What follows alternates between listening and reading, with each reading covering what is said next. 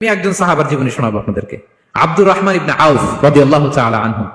10 জন জান্নাতে, দুনিয়াতে বসে যে 10 জন সাহাবা জান্নাতের সুসংবাদ পেয়েছেন তাদের মধ্যে একজন, আলহামদুলিল্লাহ বলেন। আব্দুর রহমান ইবনে আউফ রাদিয়াল্লাহু তাআলা আনহু প্রথম 8 জন মক্কায় যারা কালিমা পড়ে মুসলমান হয়েছে তাদের একজন। তার স্ট্যাটাসটাকে জেনে নেন। তো তিনি যখন মক্কা থেকে হিজরত করে মদিনায় গেলেন, মনে রাখবেন মক্কা থেকে যে সাহাবার বাড়ি ঘর ছেড়ে হিজরত করেছে তাদেরকে বলে মহাজির, মানে হিজরতকারী সাহাবা। আর মদিনাতে যে সমস্ত সাহাবারা তাদেরকে রিসিভ করেছেন তাদেরকে বলে আল আনসার, মানে সাহায্যকারী সাহাবা।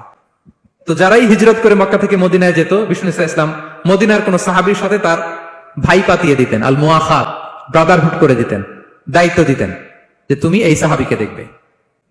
তো আব্দুর রহমান ইবনে আউফ রাদিয়াল্লাহু তাআলা আনহু যখন হিজরত করে গেলেন, তার দেখভাল করার জন্য যে সাহাবীর দায়িত্ব পড়লো তার নাম হচ্ছে সাআদ ইবনে রাবিয়া, আনসারী সাহাবী রাদিয়াল্লাহু তাআলা আনহু। বিষ্ণু বললেন, সাআদ, আব্দুর রহমান ইবনে আউফ তোমার ভাই, ভাই বানিয়ে দিলেন। কি বানিয়ে দিলেন? তুমি তাকে টেক কেয়ার করবে, সে হবে তোমার মেহমান। সুবহানাল্লাহ। সাআদ ইবনে রাবিয়া রাদিয়াল্লাহু তাআলা আনহু তিনি আব্দুর রহমান ইবনে আউফকে ডেকে নিয়ে গেলেন, ঘরে নিয়ে গেলেন মেহমানকে, এবং বললেন, ইয়া সাআদ ইন্নী আকসারুল আনসারি মালান। হে সাআদ, তুমি চিন্তা করো না, তুমি মনে করো না যে তোমার ভরণ পোষণ দিতে আমার কষ্ট হবে। আমি মদিনার সবচাইতে বড় বিজনেস ম্যাগনেট, সবচাইতে বড় বিজনেস ম্যাগনেট আমি। No tension, don't worry about it. Tension নিও না, আসো, তোমার জন্য আমার কি প্রপোজাল শোনো। ফাআকসিমু লাকা নিসফা মালি, আমার যত সম্পদ আছে আমি অর্ধেক তোমার দিয়ে দেব। সুবহানাল্লাহ। এত আসতে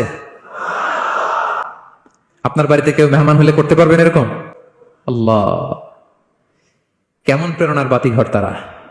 ফাআকসিমু নিসফা মালি, হে আব্দুর রহমান ইবনে আউফ, আমার অর্ধেক সম্পদ তোমারে দিয়ে দিব। এখানেই শেষ না, এরপর বলতে লাগলেন, আমার অনেকগুলো স্ত্রী আছে, তুমি কোথায় যে মেয়ে খুঁজবা, প্রস্তাব দিবা, এত ঝামেলার দরকার নেই। আমার কোন স্ত্রীকে তোমার ভালো লাগে বলো, তার যদি তোমাকে ভালো লাগে তাহলে প্রয়োজনে তাকে আমি ডিভোর্স দিয়ে দিব, তাকে নিয়ে তুমি সুখের সংসার করবা। আল্লাহু আকবার, আল্লাহু আকবার। অর্ধেক সম্পদ দিয়ে দিব, আমার একাধিক স্ত্রী আছে, কাউকে যদি তোমার পছন্দ হয় এবং সেও যদি তোমাকে পছন্দ করে প্রয়োজনে তাকে ডিভোর্স দিব। New life, new career, just go on. আমরা এই সুযোগ পেলে কি করতাম?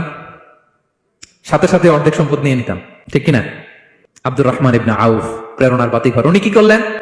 উনি বললেন, লা হাজাতা লি ফি যালিক, আমার ভাই তুমি যে বলছো, এ সাআদ ইবনে রাবি, তুমি যে এত চমৎকার প্রপোজাল দিয়েছো, এতেই আমি খুশি। তোমার কোনো কিছুর আমার দরকার নাই।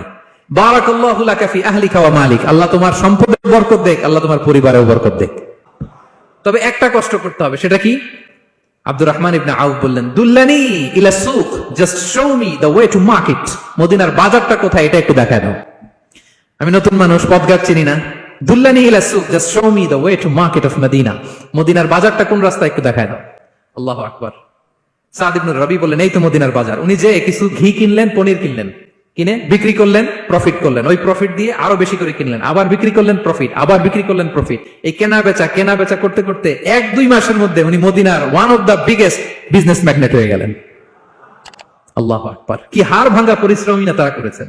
একেবারে রেডি ক্যারিয়ার ছিল, গেলাম সবচেয়ে বড় বিজনেসম্যানের অর্ধেক সম্পত্তি পেয়ে গেলাম। He didn't accept the ready career, rather he made his own path with his own endeavor. নিজের চেষ্টায়, নিজের পরিশ্রমে, নিজের ঘাম ঝরিয়ে নিজের ক্যারিয়ার তৈরি করেছেন। চিল্লায় বলেন ঠিক কিনা? This is the biography of Abdul Rahman ibn Auf radiyallahu ta'ala.